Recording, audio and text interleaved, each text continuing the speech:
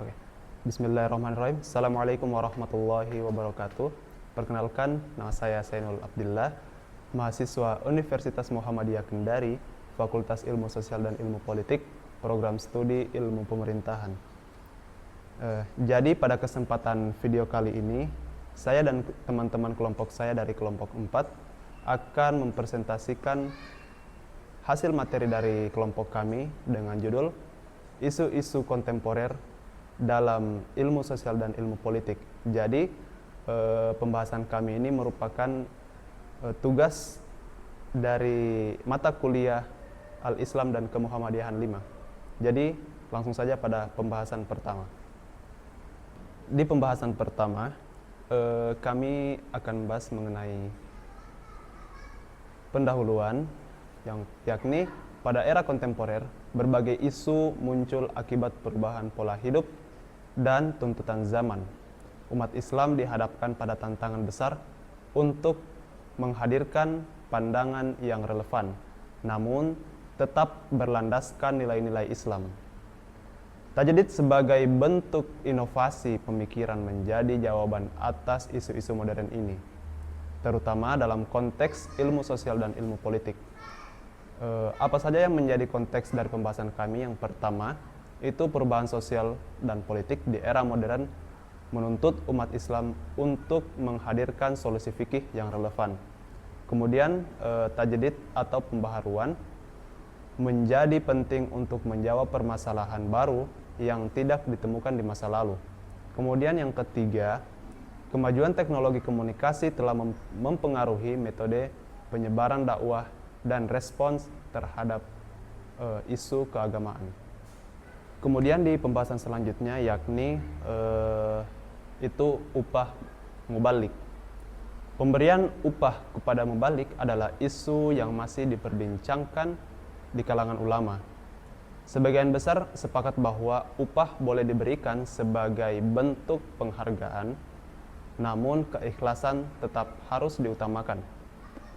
Fatwa MUI memberikan jalan tengah, yaitu memperbolehkan upah tanpa melupakan tujuan utama dakwah untuk menyebarkan agama Islam. Kemudian bagaimana pandangan para ulama?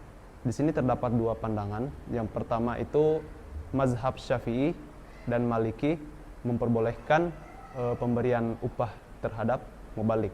Kemudian yang kedua itu mazhab Hanafi.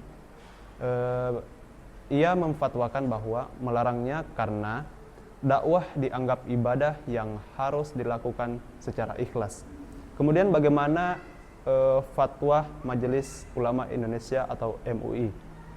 Dari yang kami paparkan itu terdapat dua poin.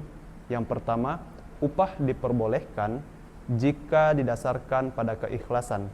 Kemudian yang kedua, mematok harga terlalu tinggi dianggap mengurangi esensi dakwah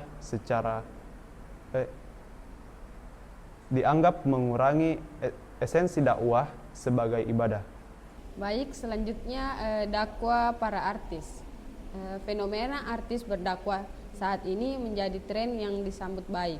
Popularitas mereka membuat ajaran Islam lebih mudah diterima, terutama di kalangan anak muda. Namun pentingnya untuk memastikan bahwa konten dakwah tetap berlandasan ilmu yang sahih dan tidak sekedar menjadi hiburan. Saat ini menjadi tantangan bagi para mubalik dan kalangan artis untuk menjaga profesionalisme dan kesungguhan, yaitu terbagi menjadi dua, yaitu keuntungan artis dan tokoh publik memanfaatkan popularitas untuk berdakwah.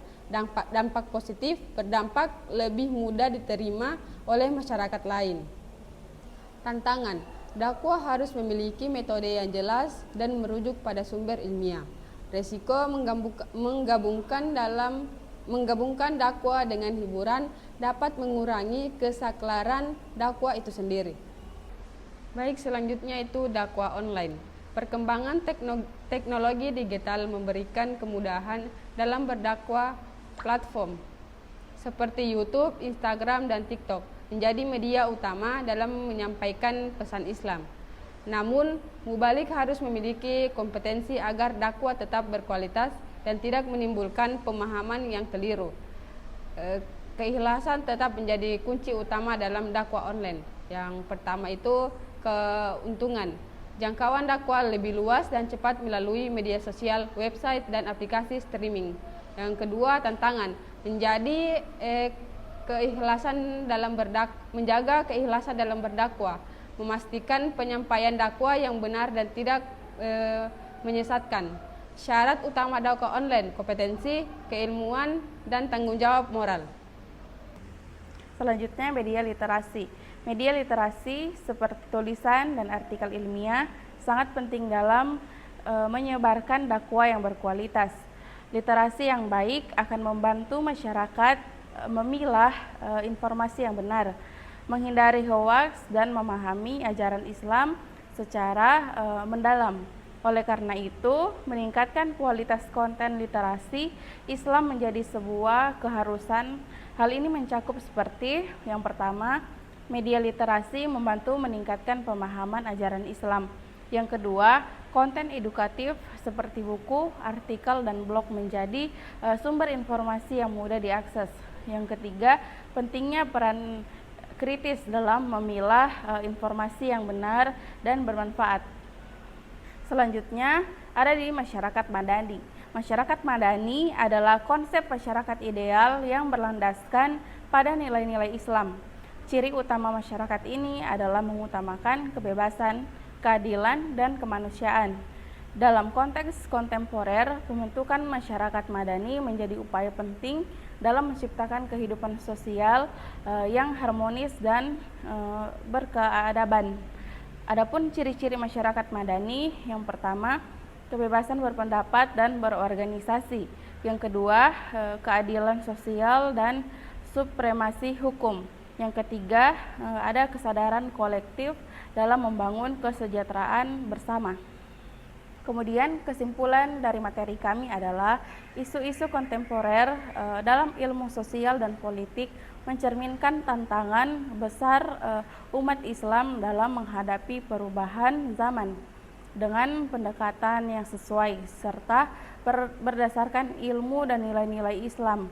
Umat Islam dapat menjawab tantangan ini dengan bijak, pemahaman mendalam, dan solusi inovatif adalah kunci utama.